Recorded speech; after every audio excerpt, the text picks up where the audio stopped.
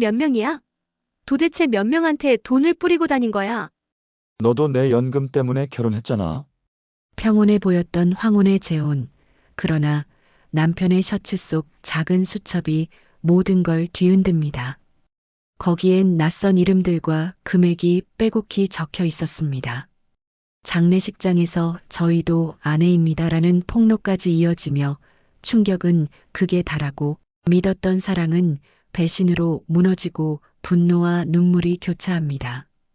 결국 그녀는 눈물 속에서 진짜 자유를 선택하게 되는데요. 연금을 믿고 택한 황혼 결혼. 그 끝은 치명적인 배신이었습니다. 누구나 가슴속에 묻어둔 이야기 하나쯤은 있지요. 그 사연을 꺼내어 함께 나누는 공간.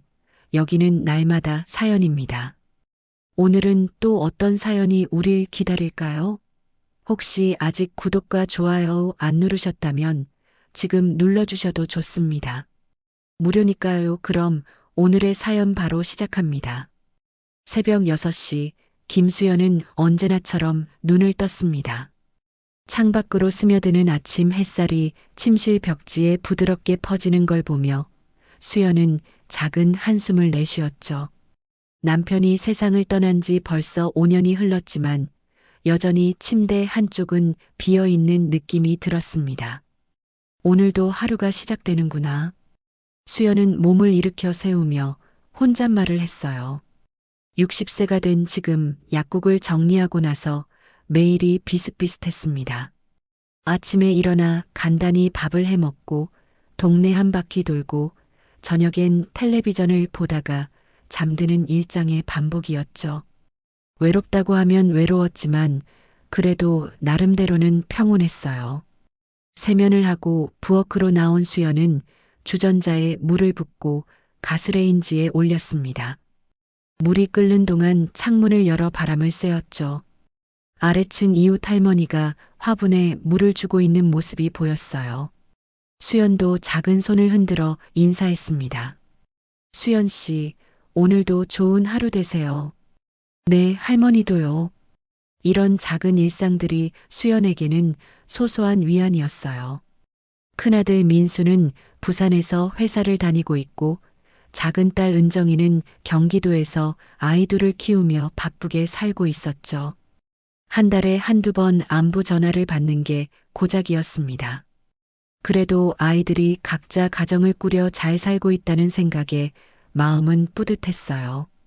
미숫가루를 타서 간단히 아침을 먹은 수연은 동네 공원으로 산책을 나갔습니다.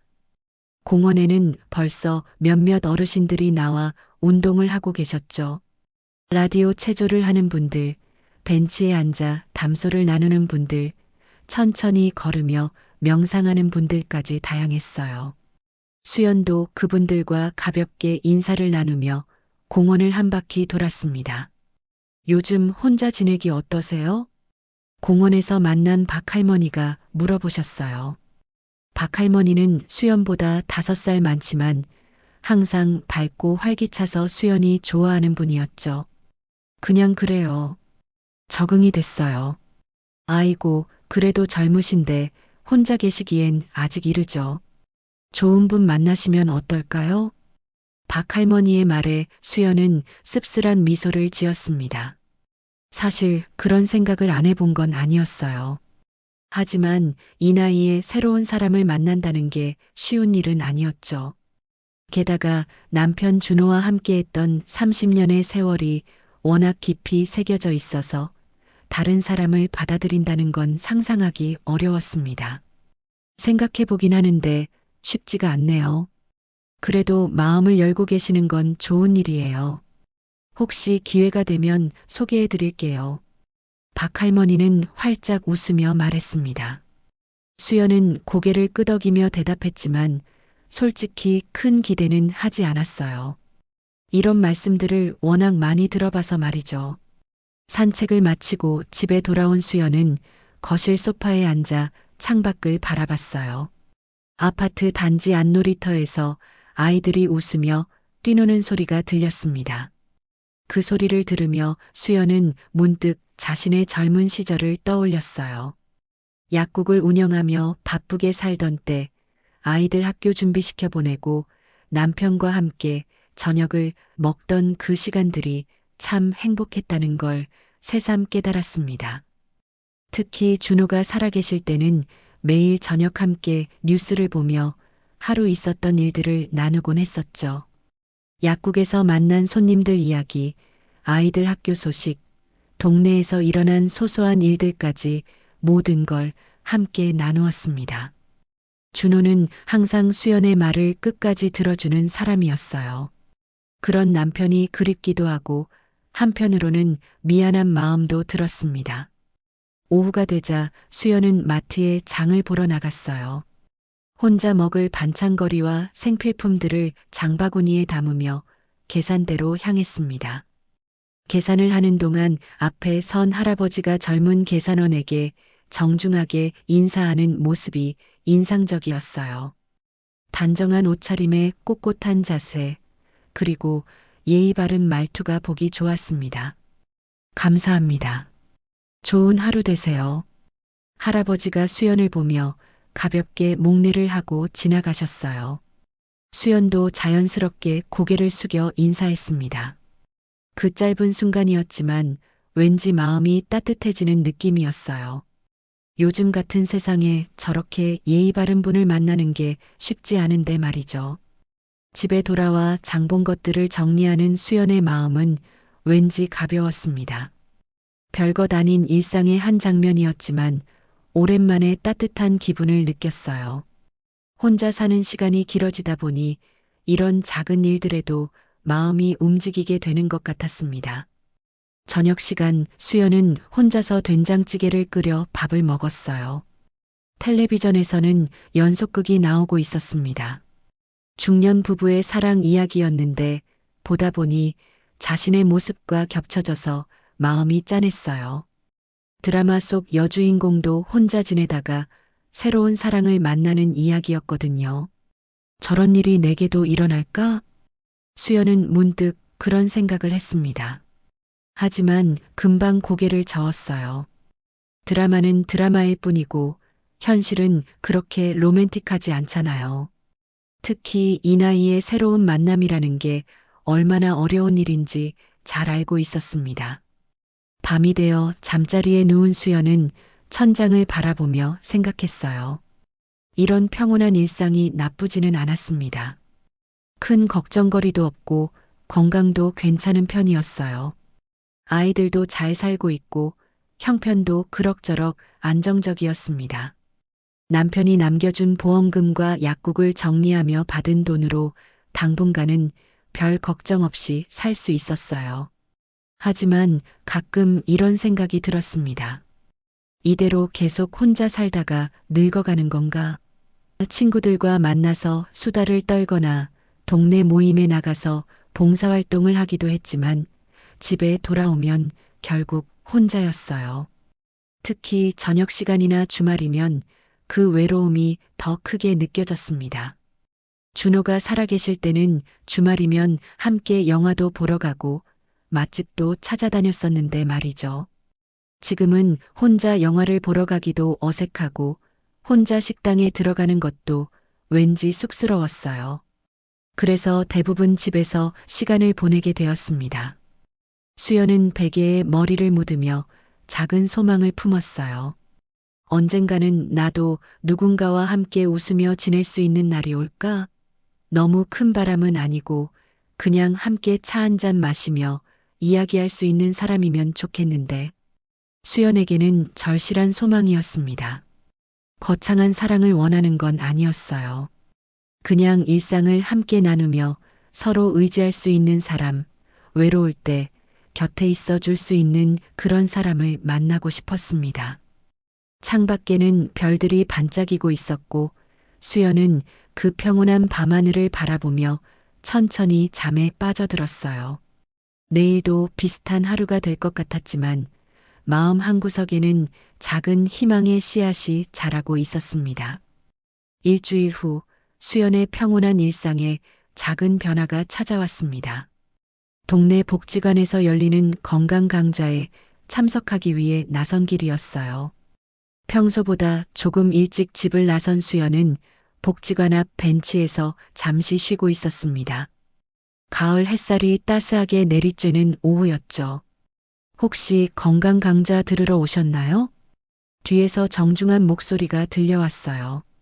수연이 돌아보니 일주일 전 마트에서 본 그 할아버지가 서 계셨습니다.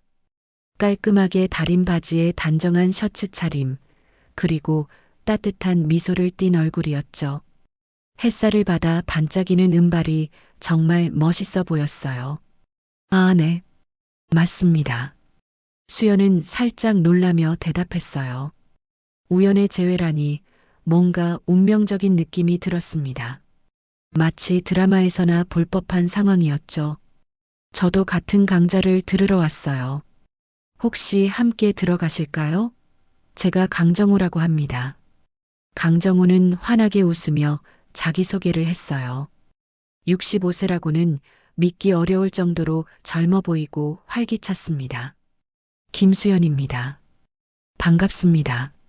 두 사람은 자연스럽게 인사를 나누며 복지관 안으로 들어갔어요. 복지관 로비는 여러 사람들로 북적거렸는데 강정호는 능숙하게 길을 안내해 주었습니다. 마치 이곳을 자주 이용하는 것 같았어요. 여기 자주 오시나 봐요? 수연이 물어보자 강정호는 활짝 웃었습니다. 네, 한 달에 두세 번은 와요. 건강 강좌도 듣고 가끔 동호회 모임도 하고 집에만 있으면 답답하잖아요. 강정호의 말에서 삶에 대한 적극적인 자세가 느껴졌어요. 수연은 문득 자신이 너무 소극적으로 살고 있는 건 아닌가 하는 생각이 들었습니다. 강좌가 시작되기 전까지 잠깐 이야기를 나누게 되었는데 강정호는 퇴직한 군인이라고 했습니다. 30년 동안 군 생활을 하다가 5년 전에 전역했다고 하더군요. 이야기하는 모습을 보니 정말 군인답게 듬직하고 믿음직스러웠어요.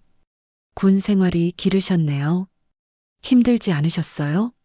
처음엔 힘들었죠. 하지만 나라를 지킨다는 사명감이 있었거든요. 지금 생각해보니 정말 보람 있는 시간이었어요. 강정호가 이야기할 때 눈빛이 반짝이는 모습을 보니 자신의 일에 정말 자부심을 갖고 살았던 사람이라는 게 느껴졌습니다. 수연도 약국을 운영하며 지역사회에 도움이 되고자 했던 시절이 떠올랐어요. 아내분은 어떻게 되셨어요? 수연이 조심스럽게 물어보자 강정호는 잠깐 침묵했다가 대답했습니다. 3년 전에 병으로 세상을 떠났어요. 정말 갑작스러운 일이었죠. 건강해 보였는데 목소리에 약간의 슬픔이 묻어났지만 금세 환한 미소를 지었어요. 하지만 이제는 많이 괜찮아졌어요. 아내도 제가 너무 슬퍼하는 걸 원하지 않을 테니까요. 수연 씨도 혼자 지내신다고 하셨죠? 네, 남편이 5년 전에 세상을 떠났어요. 처음엔 정말 막막했는데 이제는 적응이 됐어요. 두 사람 사이에 따뜻한 공감대가 형성되었습니다. 같은 아픔을 겪은 사람끼리만 알 수 있는 그런 이해였죠. 건강 강좌가 시작되었어요. 강사는 중년 여성 의사였는데 노년기 건강관리에 대해 재미있고 유익하게 설명해 주었습니다. 강정호는 열심히 메모를 하고 있었고 가끔 수연을 돌아보며 미소를 지어 주었어요. 그런 모습이 정말 다정해 보였습니다. 혈압 관리가 정말 중요하군요. 강정호가 작은 목소리로 말했어요. 수연도 고개를 끄덕였죠. 저도 요즘 혈압이 조금 높아져서 걱정이에요. 그럼 오늘 들은 대로 꼭 실천해야겠네요. 같이 운동이라도 해볼까요? 강정호의 제안에 수연은 놀랐어요. 이렇게 적극적으로 나서는 남자분은 처음 만나봤거든요. 남편 준호는 성격이 조용한 편이었는데 강정호는 정반대였습니다. 강좌가 끝난 후 강정호가 환한 미소를 지으며 제안했어요. 수연 씨, 혹시 시간이 되시면 근처 찻집에서 차라도 한잔 하실까요? 오랜만에 좋은 분과 이야기를 나누고 싶어서요. 수연은 잠시 망설였습니다. 오랫동안 남자분과 단둘이 차를 마셔본 적이 없었거든요. 하지만 강정호의 진실한 눈빛과 밝은 에너지를 보니 거절하기가 어려웠어요. 좋습니다. 저도 오랜만에 누군가와 이야기해보고 싶었어요. 동네에서 유명한 작은 찻집으로 향했습니다. 가는 길에 강정호는 동네 곳곳에 대해 자세히 설명해 주었어요. 어느 집 음식이 맛있는지, 어느 가게 주인이 친절한지까지 다 알고 있더군요. 이 동네에서 오래 사셨나 봐요? 아니에요. 전역하고 나서 이사 온 지 3년 정도 됐어요.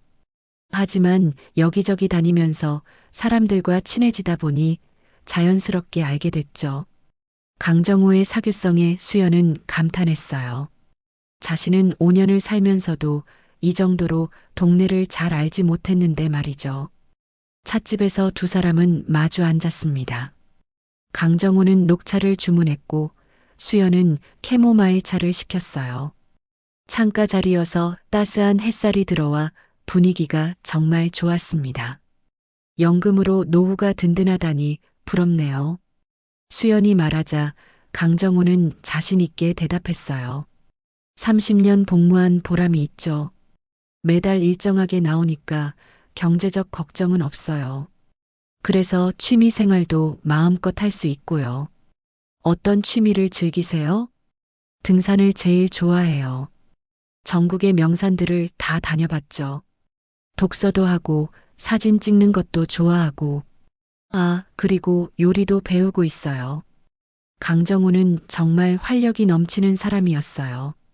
나이가 65세라고는 믿기 어려울 정도로 젊은 마음을 갖고 있었습니다. 수연은 자신이 얼마나 소극적으로 살았는지 새삼 깨달았어요. 요리까지 하세요? 대단하네요. 혼자 살다 보니 자연스럽게 배우게 됐어요. 처음엔 라면도 제대로 못 끓였는데 지금은 웬만한 음식은 다 만들 수 있어요. 강정호가 자랑스럽게 말하는 모습이 정말 귀여웠어요. 수연은 오랜만에 마음에서 웃음이 우러나오는 걸 느꼈습니다. 저는 요즘 뭘 하며 지내나 생각해 보니 별로 하는 게 없네요. 그럼 저와 함께 새로운 취미를 시작해 보시는 건 어때요? 등산도 좋고 사진 찍기도 좋고. 강정호의 제안에 수연은 설레는 마음이 들었어요. 정말 오랜만에 느끼는 감정이었습니다. 좋은 생각이네요. 사실 혼자 있다 보니 점점 활동 반경이 줄어드는 것 같아요. 혼자서 뭔가 새로 시작하기는 어렵죠. 하지만 함께라면 다르잖아요. 강정호의 말에 수연은 깊이 공감했어요. 정말 그랬습니다. 혼자서는 엄두도 못 낼 일들을 누군가와 함께라면 할 수 있을 것 같았어요. 2시간 가까이 이야기를 나눈 후 두 사람은 찻집을 나섰습니다. 해가 기울어 노을이 아름답게 물든 하늘이 보였어요. 수연 씨, 정말 즐거웠어요. 오랜만에 이렇게 마음 편하게 대화를 나눠봤네요. 저도 정말 즐거웠어요. 시간 가는 줄도 몰랐네요. 강정호는 환하게 웃으며 제안했습니다. 그럼 다음 주에도 만나실까요? 건강 강좌도 있고 그 후에 동네 산책도 해보고요. 수연은 망설임 없이 대답했어요. 좋아요. 정말 기대돼요. 집으로 돌아가는 길 수연의 발걸음은 한결 가벼웠습니다. 오랜만에 느끼는 설렘과 기대감으로 가슴이 두근거렸어요. 강정호는 정말 매력적인 사람이었습니다. 한 달이 지나며 수연과 강정호의 만남은 자연스럽게 일주일에 2~3번으로 늘어났습니다. 건강 강좌를 함께 듣고 동네 산책을 하고 가끔은 영화도 보러 갔어요. 수연에게는 정말 오랜만에 찾아온 활기찬 시간들이었습니다. 수연 씨, 혼자 지내시기 힘들잖아요. 이제 같이 웃으면서 살아가면 어떻습니까?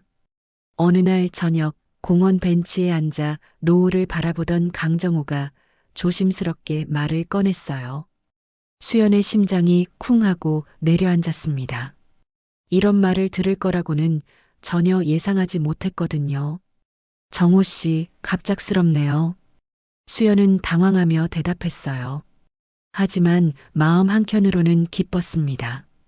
이 나이에 누군가로부터 이런 진심 어린 고백을 들을 수 있다니 말이에요. 저도 많이 고민했어요. 하지만 수연 씨와 함께 있을 때가 정말 행복하거든요. 아내를 떠나보낸 후 처음으로 마음이 편안해졌어요.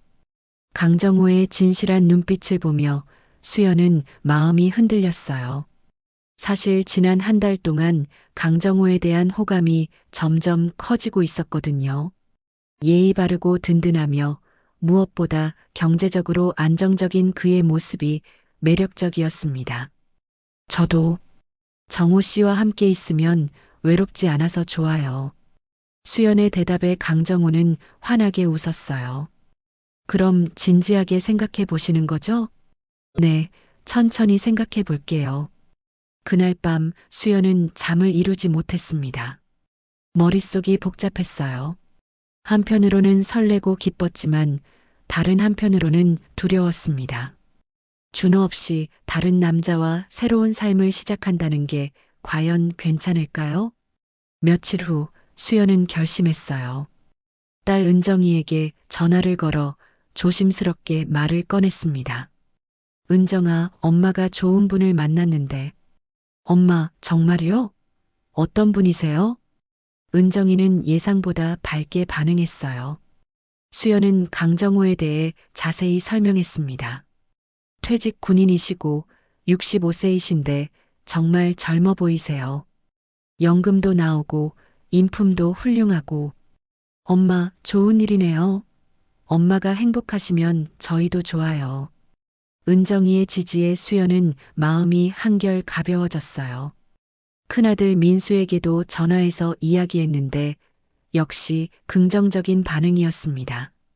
엄마 나이에 새로운 인연을 만나신다니 대단하세요.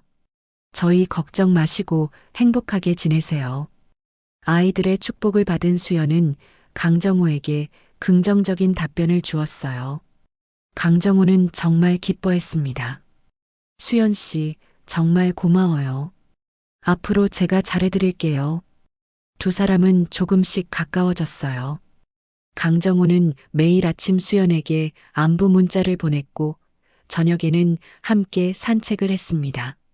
주말이면 근처 맛집을 찾아다니며 데이트를 즐겼어요.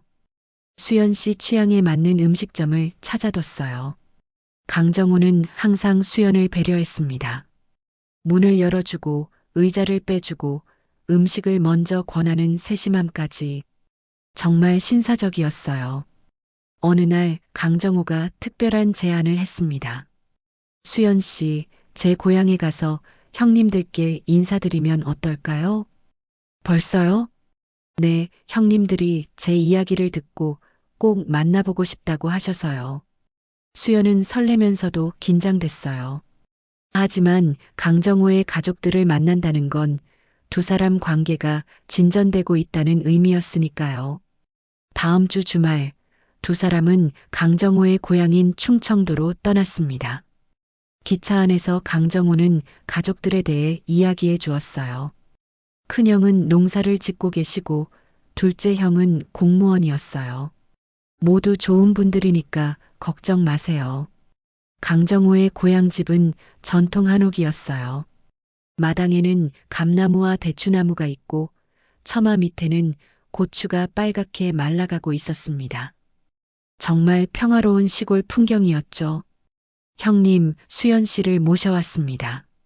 강정호가 큰형에게 수연을 소개했어요. 큰형은 70대 중반으로 보였는데 강정호와 닮은 듯한 인상이었습니다. 어서 오세요. 정호가 이야기를 많이 해서 궁금했어요. 큰형과 형수님은 수연을 따뜻하게 맞아주었어요. 점심으로 직접 기른 채소로 만든 시골 밥상을 차려주셨는데 정말 맛있었습니다. 우리 정우가 군대 있을 때는 정말 모범적이었어요. 성실하고 책임감도 강하고. 형수님이 강정호 자랑을 늘어놓으시는 걸 들으며 수연은 마음이 흐뭇했어요. 가족들이 이렇게 인정하는 사람이라니 정말 믿을 만한 분인 것 같았습니다. 오후에는 마을을 구경했어요. 강정호는 어린 시절 놀던 개울가 다녔던 초등학교터 친구들과 뛰놀던 언덕까지 하나하나 소개해 주었습니다. 정말 평화로운 곳이네요. 여기서 자라셨으니 성격이 이렇게 온화하신 거군요. 수연 씨도 마음에 드세요? 나중에 함께 자주 놀러 와요. 강정호의 말에 수연은 얼굴이 붉어졌어요. 함께라는 말이 주는 설렘이 있었거든요. 저녁 식사 후 마당에서 가족들과 함께 차를 마시며 이야기를 나누었습니다. 달빛 아래 앉아 있으니 정말 운치 있었어요. 수연 씨, 우리 정우가 어떠세요? 큰형이 장난스럽게 물어보셨어요. 정말 좋은 분이세요. 예의 바르시고 든든하고 연금도 든든하게 나오니까 경제적으로는 걱정 없을 거예요. 형수님이 덧붙여 말씀하셨어요. 수연은 고개를 끄덕였습니다. 정말 그런 부분이 마음에 들었거든요.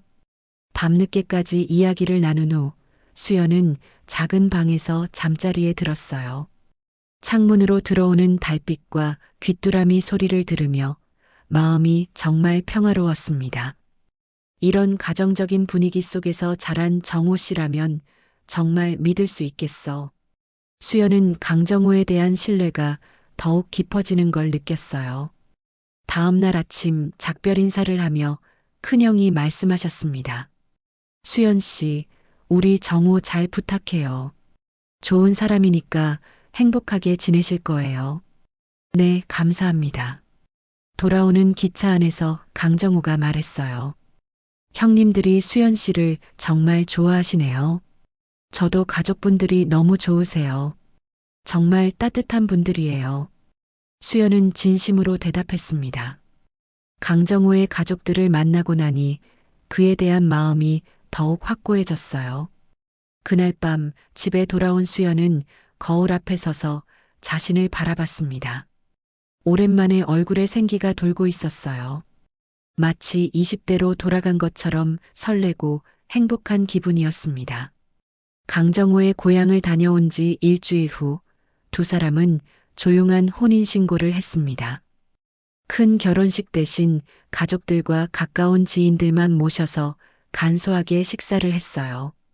수연에게는 정말 꿈만 같은 일이었습니다. 이제 정말 우리 가족이 됐네요. 강정호가 수연의 손을 꼭 잡으며 말했어요. 수연은 얼굴이 붉어지며 고개를 끄덕였습니다. 60대의 새로운 사랑을 찾는다는 게 이렇게 설레는 일인 줄 몰랐어요. 마치 20살 처녀가 된 것처럼 가슴이 두근거렸습니다. 신혼집은 강정호의 아파트로 정했어요. 수연이 살던 집보다 조금 더 크고 좋았거든요. 32평 규모의 햇볕이 잘 들고 무엇보다 아래층 소음도 없어서 정말 만족스러웠습니다. 수연은 자신의 집을 정리하며 새로운 시작에 대한 기대감으로 가득했어요.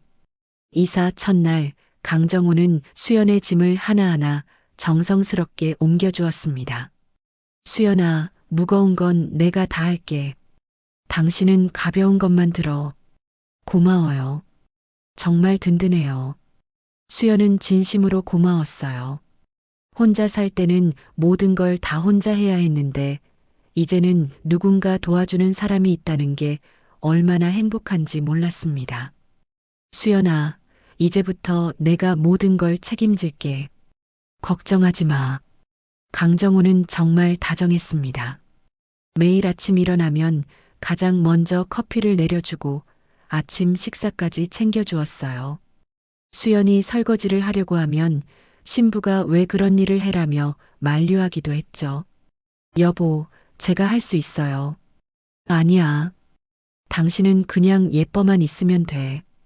강정호의 이런 배려에 수연은 마음이 녹았어요.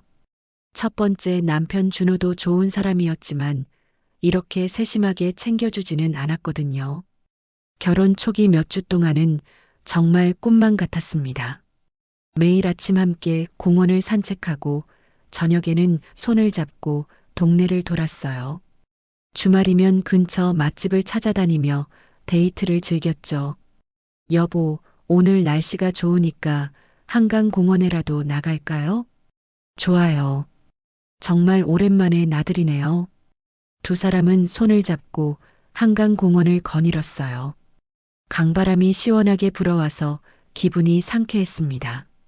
벤치에 앉아서 도시락을 나눠 먹으며 이야기꽃을 피웠죠. 지나가는 사람들이 부러운 눈빛으로 바라보는 게 느껴질 정도였어요. 수연아, 나랑 결혼해줘서 고마워. 정말 행복해. 저도요. 이렇게 행복할 줄 몰랐어요. 강정호는 매일 저녁집에 돌아오면 수연을 꼭 안아주었어요. 그리고 오늘 하루는 어땠어? 라고 물어보며 진심으로 관심을 보였습니다. 수연은 그런 강정호가 너무 고마웠어요. 하지만 이런 달콤한 시간들 사이사이로 묘한 위화감이 스며들기 시작했습니다. 처음에는 대수롭지 않게 넘어갔던 일들이 점점 신경 쓰이기 시작한 거예요. 결혼한 지 2달쯤 지났을 때였습니다. 어느 월요일 아침 수연은 평소처럼 세탁기를 돌리려고 강정호의 셔츠를 들어 올렸어요. 그런데 주머니에서 뭔가 바스락거리는 소리가 났습니다. 뭘까? 호기심 반, 걱정 반으로 주머니를 뒤져보니 작은 수첩이 들어 있었어요. 검은색 가죽 표지에 동그란 고무줄로 묶인 조그만 수첩이었습니다. 강정호 씨 것 같은데 열어봐도 될까? 수연은 잠깐 망설였어요. 남편이라고 해도 사적인 물건을 함부로 보는 건 예의가 아니잖아요. 하지만 세탁하려면 주머니를 비워야 하는 상황이었죠. 조심스럽게 수첩을 펼쳐봤는데 그 안에는 깨끗한 글씨로 뭔가가 빼곡히 적혀 있었어요. 부산 마이너스 미화 30만 원, 매월 15일 전주 마이너스 영숙 50만 원, 매월 20일. 대구 마이너스 순자 40만 원, 매월 25일 광주 마이너스 정의 35만 원, 매월 18일. 수연의 얼굴이 하얗게 질렸습니다. 이게 도대체 뭘까요? 단순한 가계부라기에는 너무 이상했어요. 여자 이름들과 지역명, 그리고 금액과 날짜까지 정확히 적혀 있었거든요. 손이 떨리기 시작했어요. 수첩을 더 넘겨보니 비슷한 내용들이 계속 나왔습니다. 울산 마이너스 미선 25만 원, 매월 10일 청주 마이너스 은주 45만 원, 매월 23일. 총 6명의 여자 이름이 적혀 있었고 금액을 다 합치면 한 달에 225만 원이었어요. 강정호의 연금이 월 380만 원 정도라고 했는데 대부분을 이런 용도로 쓰고 있다는 말인가요? 이게 뭐지? 수연은 그 자리에 주저앉았어요. 머릿속이 하얗게 변하면서 아무 생각도 할 수 없었습니다. 혹시 자신이 잘못 본 건 아닐까요? 다른 의미일 수도 있잖아요. 하지만 아무리 봐도 의심스러운 내용이었어요. 특히 매월이라고 적힌 부분을 보니 이게 일회성이 아니라 지속적으로 하고 있는 일이라는 걸 알 수 있었습니다. 그때 현관문이 열리는 소리가 들렸어요. 강정호가 아침 산책을 마치고 돌아온 거였습니다. 수연은 급하게 수첩을 원래 주머니에 넣고 세탁기를 돌렸어요. 수연아, 나왔어. 네, 들어오세요. 목소리를 최대한 평정하게 유지하려고 애썼지만 마음은 온통 뒤죽박죽이었어요. 강정호가 거실로 들어오는 발소리를 들으며 수연은 가슴이 쿵쾅거리는 걸 느꼈습니다. 오늘 날씨가 정말 좋더라. 같이 나올 걸 그랬나? 강정호는 평소처럼 환하게 웃으며 말했어요. 하지만 수연에게는 그 웃음조차 가짜로 보였습니다. 네. 다음에는 같이 가요. 그날부터 수연은 강정호를 다른 시각으로 보기 시작했어요. 평소에는 대수롭지 않게 넘어갔던 행동들이 모두 의심스러웠습니다. 며칠 뒤 또 다른 이상한 점을 발견했어요. 강정호가 매달 20일 즈음이면 꼭 집을 비우는 것이었습니다. 처음에는 우연인 줄 알았는데 자세히 관찰해 보니 거의 정기적이었어요. 여보, 오늘은 어디 가세요? 아, 옛날 부대 동창들과 만나기로 했어. 늦을 것 같으니까 저녁은 먼저 드세요. 강정호는 자연스럽게 대답하며 정장을 입고 외출했어요. 그런데 이상하게도 돌아올 때마다 가지고 나갔던 서류 가방이나 작은 봉투 같은 것들이 사라져 있었습니다. 수연은 점점 더 불안해졌어요. 설마 강정호가 자신을 속이고 있는 건 아니겠죠? 그렇게 진실하고 성실해 보이는 사람이 말이에요. 수연의 의심은 나날이 커져갔습니다. 강정호가 외출할 때마다 유심히 관찰하게 되었고 평소 같으면 대수롭지 않게 넘어갔을 일들이 모두 의심스러워 보였어요. 어느 날 밤 강정호가 샤워를 하러 들어간 사이 거실 소파에 놓인 그의 휴대폰에서 메시지 알림이 울렸습니다. 수연은 처음에는 신경 쓰지 않으려 했어요. 하지만 호기심을 참을 수가 없었습니다. 조심스럽게 휴대폰을 들어 올렸는데 화면에 메시지 내용이 그대로 떠 있었어요. 정우 오빠, 지난번 생활비 잘 받았어요. 정말 고마워요. 오빠 덕분에 아이들 학용품도 살 수 있었어요. 이번 달도 부탁드려요. 마이너스 미화. 수연은 그 자리에서 얼어붙었습니다. 생활비라는 단어가 너무 충격적이었어요. 그리고 미화라는 이름은 수첩에서 본 바로 그 이름이었습니다. 손이 떨리는 채로 메시지함을 더 확인해 봤어요. 비슷한 내용의 문자들이 여러 개 있었습니다. 오빠, 요즘 일자리가 없어서 힘들어요. 조금만 더 도와주시면 안 될까요? 꼭 갚을게요. 마이너스 영숙. 정우 씨, 어머니 병원비가 많이 들어서요. 정말 미안해요. 다음 달부터는 줄여드릴게요. 마이너스 순자. 오빠 덕분에 잘 지내고 있어요. 아이가 대학 합격했다고 인사드리고 싶어서 연락해요. 감사해요. 마이너스 정의. 수연은 다리에 힘이 풀려서 소파에 주저앉았어요. 도대체 몇 명이나 되는 거죠? 그리고 이 사람들은 강정우와 어떤 관계인가요? 더 충격적인 건 메시지들의 톤이었어요. 마치 오랫동안 이런 관계를 유지해온 것처럼 자연스러웠습니다. 심지어 오빠라고 부르는 사람들도 있었어요. 샤워실에서 물소리가 멈췄습니다. 강정우가 곧 나올 거라는 생각에 수연은 급히 휴대폰을 원래 자리에 놓았어요. 하지만 가슴은 계속 두근거렸습니다. 수연아, 뭐해? 강정우가 수건으로 머리를 닦으며 나왔어요. 평소처럼 다정한 목소리였지만 이제는 그 목소리조차 가짜처럼 들렸습니다. 아무것도 안 해요. 수연은 최대한 평정을 유지하며 대답했어요. 하지만 속으로는 온갖 생각들이 꼬리를 물고 일어났습니다. 내가 강정호에 대해서 정말 아는 게 없구나. 혹시 내가 완전히 속은 건 아닐까?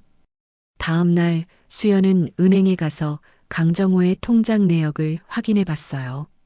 결혼할 때 통장 관리를 맡겨달라고 해서 비밀번호를 알고 있었거든요. 이상하네. 매달 연금이 280만 원씩 들어오는데 20일 전후로 여러 차례 돈이 빠져나가고 있었어요. 30만 원, 50만 원, 40만 원. 수첩에 적힌 금액과 정확히 일치했습니다. 더 충격적인 건 이런 패턴이 몇 년째 계속되고 있다는 것이었어요. 강정우와 결혼하기 전부터 이미 이런 일을 하고 있었던 거죠. 그럼 나와 결혼한 이유는 뭘까? 진짜 나를 사랑해서일까? 아니면 수연은 끔찍한 생각이 들었어요. 혹시 자신이 강정호에게는 그냥 편리한 존재일 뿐인 건 아닐까요? 집안일을 해주고 외로움을 달래주는 역할만 하는? 그날 저녁 강정호가 평소보다 늦게 들어왔어요. 얼굴에는 약간의 피로가 보였고 평소의 밝은 모습과는 달리 조용했습니다. 여보, 오늘 어디 다녀오셨어요? 수연이 조심스럽게 물어보자 강정호는 잠깐 망설이더니 대답했어요. 그냥 친구들과 만났어. 친구들이요? 어떤 친구들이요? 옛날 군대 동기들이야. 별거 아니야. 강정호의 대답은 너무 간단했어요. 평소에는 하루 종일 있었던 일을 자세히 이야기해주곤 했는데 말이죠. 수연은 점점 더 의심스러워졌어요. 강정호의 모든 행동이 수상해 보였습니다. 휴대폰을 볼 때 화면을 가리는 습관, 전화가 올 때마다 다른 방으로 가서 받는 것, 그리고 매달 정기적으로 외출하는 것까지. 며칠 후 결정적인 순간이 찾아왔습니다. 강정호가 급한 일이 있다며 외출한 사이 수연은 그의 서재를 뒤져봤어요. 뭔가 단서가 있을 것 같았거든요. 서랍 깊숙한 곳에서 또 다른 수첩을 발견했습니다. 이번에는 빨간색 표지였어요. 펼쳐보니 더 상세한 내용들이 적혀 있었습니다. 미화 마이너스 부산 거주, 이혼, 자녀 2명, 식당 일, 3년째 지원 중 영숙 마이너스 전주 거주, 사별, 자녀 1명, 무직, 2년째 지원 중 순자 마이너스 대구 거주, 이혼, 부모님 간병, 4년째 지원 중. 수연은 충격을 받았어요. 이건 단순한 금전거래가 아니었습니다. 마치 체계적으로 여러 여성들을 관리하고 있는 것 같았어요. 더 읽어보니 각 여성들의 성격, 취향, 좋아하는 음식까지 세세히 기록되어 있었습니다. 심지어 만난 날짜와 장소, 그날 있었던 일까지 일기처럼 적혀 있었어요. 미화와 부산 해운대에서 만남. 아이들 학비 걱정하며 울었음. 50만 원 추가 지원 결정. 영숙이 감기 걸려서 병원 갔다고 함. 약값 10만 원 별도 송금. 순자 어머니 수술 성공. 본인도 많이 안도하는 모습. 회복 축하 선물로 꽃다발 배송. 수연은 손이 덜덜 떨렸어요. 이게 도대체 뭘까요? 강정호는 이 여자들과 어떤 관계인 거죠? 더 충격적인 건 맨 마지막 페이지였어요. 수연과 결혼. 이제 경제적 부담이 줄어들 예정. 생활비 절약으로 지원금 확대 가능. 수연은 그 자리에서 울음이 터져 나왔어요. 자신이 강정호에게는 그저 경제적 도구에 불과하다는 걸 깨달았거든요. 사랑이니 애정이니 하는 모든 게 거짓이었던 거죠. 어떻게 이럴 수가 있어? 수연은 바닥에 주저앉아 한참을 울었습니다. 60대에 찾은 새로운 사랑이라고 생각했는데 모든 게 거짓이었다니. 그때 현관문이 열리는 소리가 들렸어요. 강정호가 돌아온 거였습니다. 수연은 급하게 눈물을 닦고 수첩을 원래 자리에 넣었어요. 수연아, 나왔어. 강정호의 목소리가 들렸지만 이제는 그 목소리가 너무 차갑게 들렸습니다. 수연은 답하지 못하고 화장실로 피했어요. 거울을 보니 눈이 빨갛게 부어 있었습니다. 찬물로 얼굴을 여러 번 씻으며 마음을 다잡았어요. 어떻게 해야 하지? 이걸 어떻게 해결해야 할까? 하지만 아직은 확실한 계획이 서지 않았어요. 일단 더 확실한 증거를 찾아야 했습니다. 그래야 강정호와 제대로 대면할 수 있을 테니까요. 수연은 며칠 동안 강정호의 진짜 모습을 확인하기 위해 더 많은 증거를 모았습니다.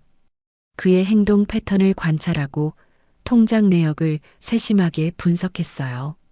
그럴수록 믿고 싶지 않은 진실이 하나씩 드러났습니다.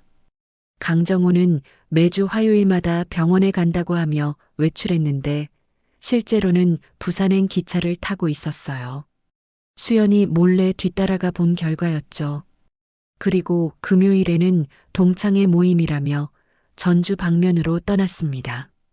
이 사람이 진짜 누구지?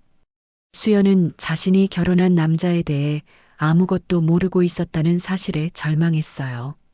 3개월 전만 해도 세상에서 가장 행복한 신부라고 생각했는데 지금은 모든 게 거짓처럼 느껴졌습니다. 그런데 더 큰 충격이 기다리고 있었어요. 강정호의 먼 친척이 세상을 떠나서 장례식에 참석하게 된 것이었습니다. 수연아, 미안한데 고향에 급한 일이 생겼어. 큰집 막내 삼촌이 갑자기 돌아가셔서 장례식에 가야 해. 아, 그러세요? 제가 같이 가도 될까요? 수연은 일부러 따라가겠다고 했어요. 혹시 그곳에서 뭔가 실마리를 찾을 수 있을지도 모르니까요. 괜찮을까? 아직 우리 친척들과 많이 만나지 못했는데. 강정호는 약간 망설이는 듯 했지만 결국 함께 가기로 했습니다. 장례식장은 고향에서도 1시간 정도 떨어진 곳이었어요. 작은 시골 마을의 장례식장이라 그리 크지 않았습니다. 수연과 강정호는 검은 옷을 입고 조용히 들어갔어요. 형님들께 인사드려야겠네요. 강정호가 수연을 이끌고 상주석으로 향했습니다. 그런데 그때였어요. 갑자기 뒤에서 여자 목소리가 들려왔습니다. 어머, 정호 씨. 두 사람이 돌아보니 40대 후반쯤 되어 보이는 여자가 다가오고 있었어요. 파마머리에 화려한 화장을 한 모습이 장례식장 분위기와는 좀 어울리지 않았습니다. 미화야, 너 여기 왜? 강정호의 얼굴이 순간 굳었어요. 수연은 그 이름을 들은 순간 깨달았습니다. 바로 수첩에서 봤던 부산 미화였어요. 삼촌 장례식이라고 해서 왔지. 그런데 이분은 누구야? 미화가 수연을 보며 물어봤어요. 그런데 그 말투가 너무 자연스러웠습니다. 마치 강정호와 오랫동안 친밀한 관계였던 것처럼 말이에요. 아, 이분은 제 아내 수연입니다. 강정호가 어색하게 소개했어요. 그런데 미화의 반응이 이상했습니다. 아내, 정호 씨가 언제 결혼했어? 나는 왜 몰랐지? 미화의 목소리가 점점 커졌어요. 주변 사람들이 쳐다보기 시작했습니다. 조용히 해. 여기 장례식장이야. 강정호가 당황하며 말했지만 미화는 멈추지 않았어요. 야, 김정호. 나한테 결혼한다는 말도 안 하고 뭐야? 우리 사이가 뭐라고 생각하는 거야? 수연은 그 순간 온몸에 소름이 돋았어요. 우리 사이라는 말이 무슨 의미인지 알 것 같았거든요. 그때 또 다른 여자가 나타났습니다. 50대 초반으로 보이는 여자였는데 미화보다는 차분해 보였어요. 정호야, 무슨 일이야? 소리가 들려서. 영수가 너까지. 강정호의 얼굴이 창백해졌어요. 영숙, 또 다른 수첩 속 인물이었습니다. 어머, 이분이 정호가 말하던 새 부인이야? 영숙이 수연을 보며 말했어요. 그런데 그 표정이 복잡했습니다. 놀람과 당황, 그리고 약간의 적개심까지 섞여 있었어요. 저희도 정호 씨 부인인데요. 혹시 누구세요? 미화가 대놓고 도전적으로 말했습니다. 수연은 그 순간 다리가 풀릴 뻔했어요. 뭐라고요? 수연의 목소리가 떨렸어요. 주변이 술렁이기 시작했습니다. 장례식장에 온 다른 조문객들도 상황을 주시하고 있었어요. 미화야, 영수가 지금 이러지 말자. 여기가 어디야? 강정호가 필사적으로 상황을 수습하려 했지만 이미 늦었어요. 정호야, 도대체 무슨 일이야? 우리한테는 결혼할 생각이 없다고 해놓고 다른 여자랑 혼인신고를 했다고? 영숙이 목소리를 높였어요. 이제 장례식장 전체가 이 상황에 주목하고 있었습니다. 수연은 정신이 아찔했어요. 이 여자들이 강정호와 어떤 관계인지 점점 명확해지고 있었거든요. 단순히 생활비를 지원받는 관계가 아니라 뭔가 더 깊은 관계였던 거예요. 여보, 이게 무슨 소리예요? 수연이 강정호를 보며 물었어요.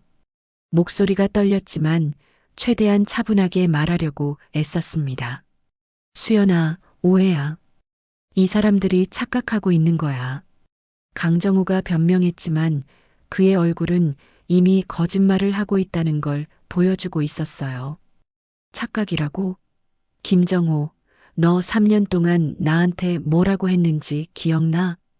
미화가 소리쳤어요. 결혼은 생각 없고 그냥 서로 의지하며 살자고 했잖아. 매달 생활비도 주면서 사실상 부부나 다름없다고 했고, 수연은 그 말을 듣는 순간 모든 걸 이해했어요. 강정호가 여러 여자들과 동시에 사실혼 관계를 유지하고 있었던 거였습니다. 영숙이도 마찬가지야. 2년 동안 매달 만나면서 뭐라고 했어? 미화가 영숙을 가리키며 말했어요. 영숙도 고개를 끄덕였습니다. 맞아. 정우가 나한테도 똑같은 말을 했어. 법적 결혼은 부담스럽지만 마음으로는 부부라고. 수연은 그 자리에서 쓰러질 뻔했어요. 다행히 옆에 있던 의자를 붙잡고 겨우 버텼습니다. 장례식장은 완전히 아수라장이 되었어요. 조문객들은 수군거렸고 상주 가족들은 당황했습니다. 강정호는 얼굴이 새파랗게 질린 채로 서 있었어요. 정호 씨, 설명해 보세요. 수연이 간신히 목소리를 짜내며 말했어요. 수연아, 진정해. 집에 가서 이야기하자. 안 돼요. 지금 여기서 말해요. 이분들과 당신은 정확히 어떤 관계예요? 수연의 목소리가 점점 커졌어요. 평생 이렇게 큰 소리를 내본 적이 없었는데 분노와 배신감이 폭발한 거였습니다. 강정호는 한참을 망설이다가 결국 입을 열었어요. 그냥 서로 외로워서 만나던 사람들이야. 아무 의미 없어. 아무 의미 없다고. 미화가 소리쳤어요. 3년 동안 매달 50만 원씩 받으면서 아무 의미 없다고. 명절 때마다 선물 보내주고 아플 때마다 병원비 대주면서. 수연은 더 이상 들을 수 없었어요. 눈물이 왈칵 쏟아졌습니다. 얼마나 많은 여자가 더 있어요? 떨리는 목소리로 물었지만 강정호는 대답하지 않았어요. 그 침묵이 모든 걸 말해주고 있었습니다. 수연은 그 자리에서 돌아서 장례식장을 나왔어요. 강정호가 뒤따라 나왔지만 수연은 돌아보지 않았습니다. 택시를 타고 집으로 돌아가는 길, 수연의 마음은 완전히 무너져 내렸어요. 집에 돌아온 수연은 며칠 동안 밥도 제대로 먹지 못하고 침대에 누워만 있었습니다. 장례식장에서 일어난 일이 악몽처럼 머릿속을 맴돌았어요. 강정호의 진짜 모습을 알게 된 충격이 너무 컸습니다. 어떻게 이럴 수가 있지? 어떻게 사람이 이럴 수가 있어? 수연은 베개에 얼굴을 묻고 울었어요. 60세에 찾은 새로운 사랑이라고 생각했던 모든 게 거짓이었다니. 자신이 얼마나 순진했는지 깨닫게 되었습니다. 강정호는 장례식장에서 돌아온 후 계속 수연에게 사과했어요. 하지만 수연은 그를 쳐다보는 것조차 괴로웠습니다. 수연아, 내 말 좀 들어봐. 오해야, 정말 오해라고. 오해라고요? 그럼 그 여자들이 거짓말을 한다는 말이에요? 수연이 냉정하게 물었어요. 평생 이렇게 차갑게 말해본 적이 없었는데 분노가 그녀를 다른 사람으로 만들었습니다. 그게 아니라 복잡한 사정이 있어. 그 사람들이 워낙 어려운 처지라서 도와준 거야. 단순히 인도적 차원에서 말이야. 강정호의 변명을 들으며 수연은 더욱 화가 났어요. 아직도 거짓말을 하고 있다니. 인도적 차원이요? 그럼 왜 저한테는 말하지 않았어요? 왜 숨겼어요? 당신이 오해할까 봐서. 오해가 아니라 사실이잖아요. 당신은 여러 여자들과 동시에 사귀고 있었던 거잖아요. 수연의 목소리가 점점 높아졌어요. 평생 이렇게 큰 소리를 쳐본 적이 없었는데 억압된 감정이 터져 나오는 것 같았습니다. 강정호는 한참을 망설이다가 결국 진실을 털어놓기 시작했어요. 좋아, 말할게. 정말 복잡한 이야기야. 그는 깊은 숨을 쉬고 나서 말을 이어갔습니다. 군대 제대하고 나서 정말 외로웠어. 아내가 죽고 나니까 세상에 혼자 남겨진 것 같았고, 그러던 중에 인터넷에서 여자분들을 알게 됐어. 인터넷에서요? 응. 중년 모임 사이트 같은 데서. 처음에는 그냥 이야기 상대를 찾는 거였어. 외로움을 달래려고 말이야. 수연은 믿을 수가 없었어요. 강정호가 이런 사람이었다니. 그런데 만나다 보니까 그분들도 다들 어려운 처지더라고. 이혼해서 혼자 아이 키우는 분들, 남편 잃고 부모님 간병하는 분들. 그래서 도와주기 시작한 거야. 도와준다고요? 매달 수백만 원씩 주면서요? 강정호는 잠시 말을 멈췄다가 다시 입을 열었어요. 연금이 넉넉하게 나오니까. 혼자 쓰기엔 너무 많더라고. 그래서 어려운 분들을 도와주면서 보람도 느끼고 외로움도 달래고. 그게 전부예요? 수연이 날카롭게 물었어요. 장례식장에서 본 그 여자들의 반응은 단순히 도움을 받는 관계가 아니었거든요. 강정호는 한참을 고민하더니 고개를 숙였어요. 사실은 좀 더 깊은 관계였어. 어떤 관계요? 연인 같은. 아니, 사실혼 관계 비슷한 거였어. 수연은 그 말을 듣는 순간 현기증이 났어요. 예상했던 이야기였지만 직접 듣고 보니 충격이 더 컸습니다. 몇 명이나 됐어요? 지금까지 6명 정도. 6명이요? 수연은 비명을 질렀어요. 상상했던 것보다 훨씬 많았습니다. 미안해, 수연아. 정말 미안해. 강정호가 무릎을 꿇고 사과했지만 수연은 더 이상 그의 말을 들을 수 없었어요. 그럼 나는 뭐예요? 나는 당신한테 뭐예요? 당신은 달라. 정말 사랑해서 결혼한 거야. 거짓말 마세요. 당신 수첩에 적혀 있었어요. 나와 결혼하면 생활비가 절약돼서 다른 사람들한테 더 많이 줄 수 있다고. 강정호의 얼굴이 새파랗게 변했어요. 자신의 수첩을 봤다는 걸 알고 당황한 거였습니다.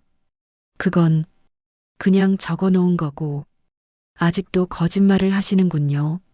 수연은 더 이상 강정호와 이야기하고 싶지 않았어요. 모든 말이 거짓으로 들렸거든요. 그날 밤 수연은 딸 은정이에게 전화를 걸었습니다. 목소리를 최대한 평정하게 유지하려고 애썼지만 금방 눈물이 터져 나왔어요. 은정아, 엄마가 정말 바보였어. 엄마, 무슨 일이에요? 왜 우세요? 정호 씨가 다른 여자들이 있었어. 여러 명이나. 수연은 울면서 지난 며칠간 있었던 일들을 은정이에게 털어놓았어요. 은정이는 처음에는 믿을 수 없다는 반응이었지만 자세한 이야기를 듣고 나서는 분노했습니다. 엄마, 그 사람 정말 나쁜 놈이네요. 어떻게 그럴 수 있어요? 엄마가 너무 순진했나 봐. 이 나이에도 사랑을 믿었던 게 바보였어. 엄마, 자책하지 마세요. 잘못한 건 그 사람이에요. 은정이의 위로에 수연은 조금 마음이 놓였어요. 적어도 딸이 자신의 편이라는 게 다행이었습니다. 엄마, 이제 어떻게 하실 거예요? 모르겠어. 정말 모르겠다. 수연은 정말 막막했어요. 60세에 이혼을 한다는 게 쉬운 일이 아니었거든요. 경제적으로도 정신적으로도 큰 타격이 될 것 같았습니다. 며칠 후 은정이가 급히 올라왔어요. 엄마의 상태가 걱정돼서 회사에 휴가를 내고 온 거였습니다. 엄마, 많이 야위셨네요. 은정이가 수연을 보며 걱정스럽게 말했어요. 정말로 수연은 며칠 사이에 10살은 늙어 보였습니다. 은정아, 엄마가 어떻게 해야 할까? 당연히 이혼해야죠. 그런 사람과 함께 살 수 없잖아요. 그런데 이 나이에 혼자 사는 게 무섭더라. 수연의 솔직한 고백이었어요. 강정호가 아무리 나쁜 사람이라고 해도 혼자가 되는 것에 대한 두려움이 있었습니다. 엄마, 그 사람과 함께 있는 게 더 무서운 거 아닌가요? 언제 또 다른 여자가 나타날지 모르는데. 은정이의 말이 맞았어요. 수연도 그걸 알고 있었지만 결단을 내리기가 어려웠습니다. 그때 강정호가 거실로 들어왔어요. 은정이를 보더니 어색하게 인사했습니다. 은정아, 언제 왔어? 아빠가 몰랐네. 아빠라고 부르지 마세요. 은정이가 차갑게 말했어요. 강정호는 당황했습니다. 은정아, 오해가 있는 것 같은데. 오해요? 여러 여자와 동시에 사귀면서 우리 엄마한테 거짓말한 게 오해예요? 은정이의 날카로운 말에 강정호는 할 말을 잃었어요. 엄마, 이 사람과 더 이상 같이 살면 안 돼요. 당장 이혼 준비하세요. 은정이가 단호하게 말했어요. 수연은 딸의 지지를 받으니 조금 용기가 생겼습니다.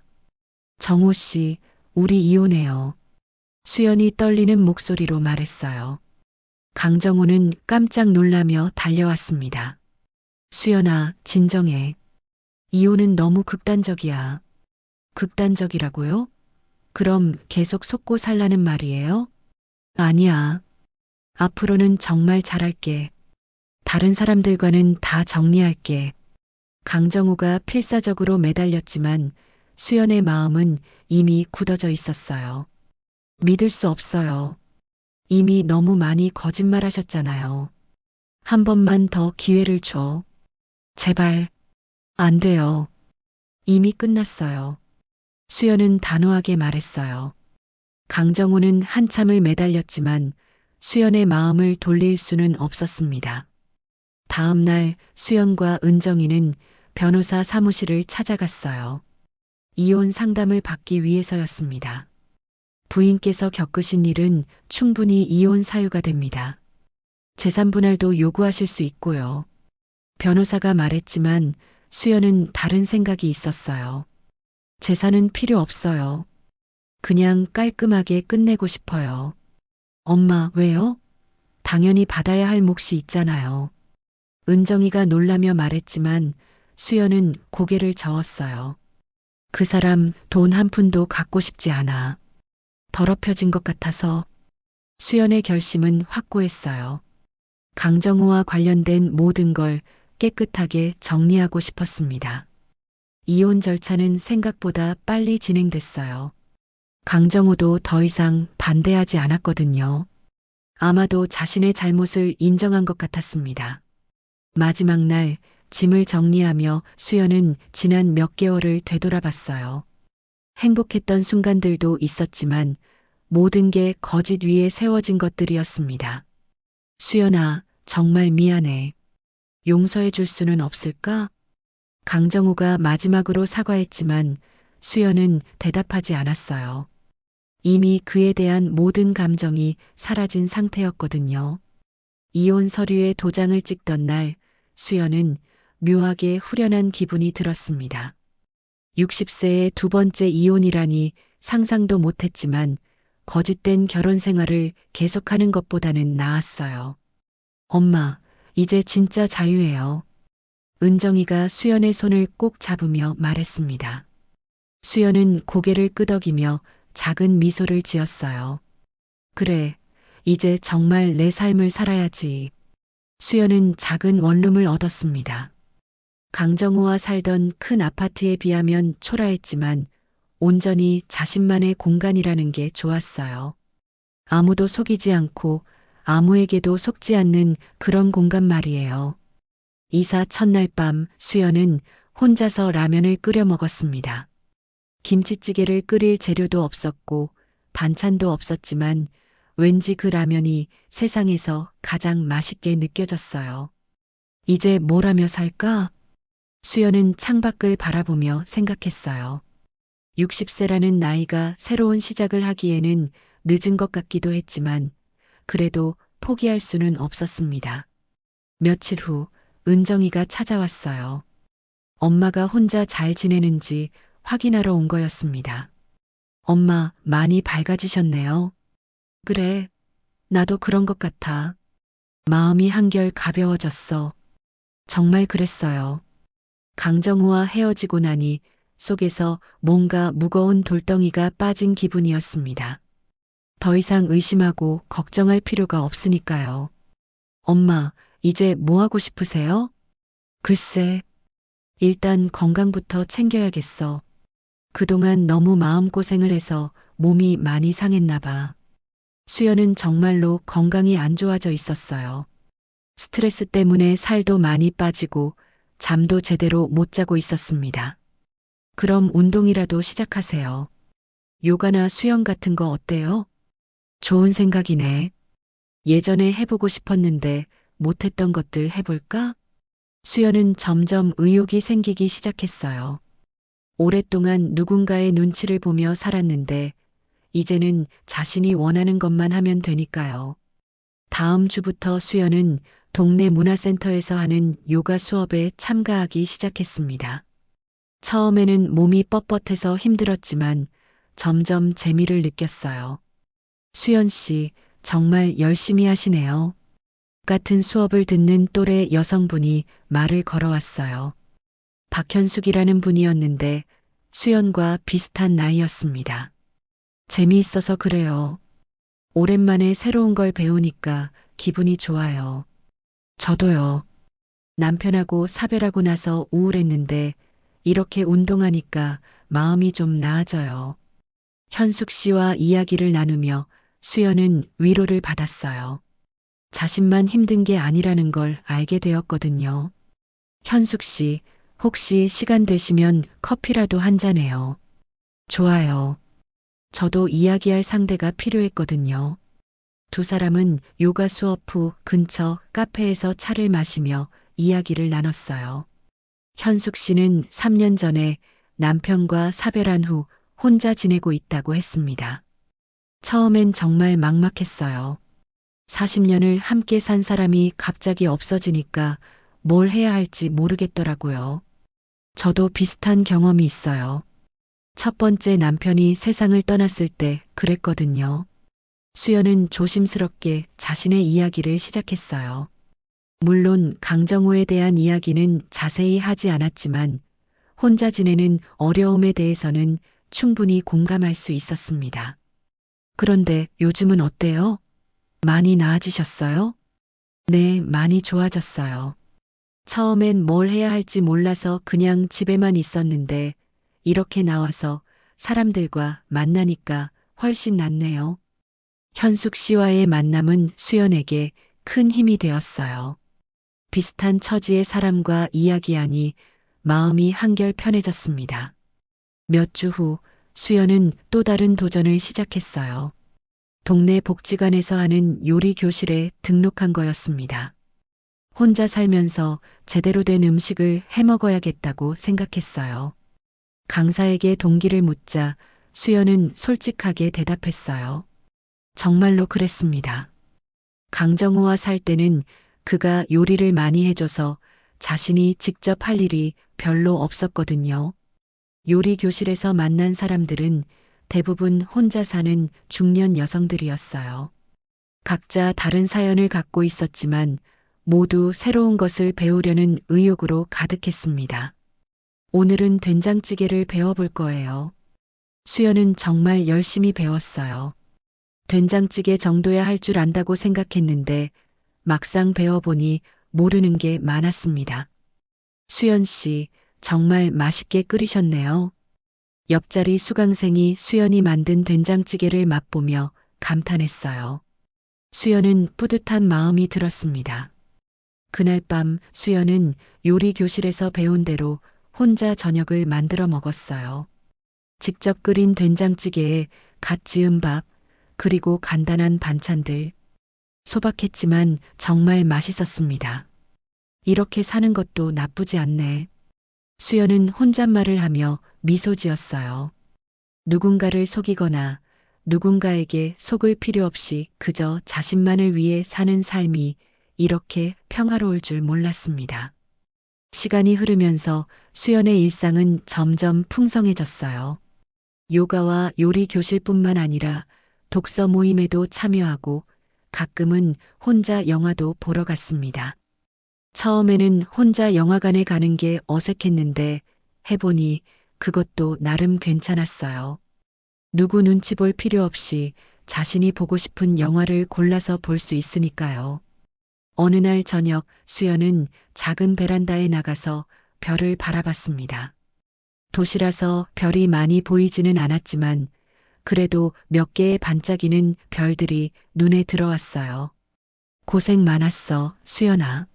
수연은 자신에게 말해주었습니다.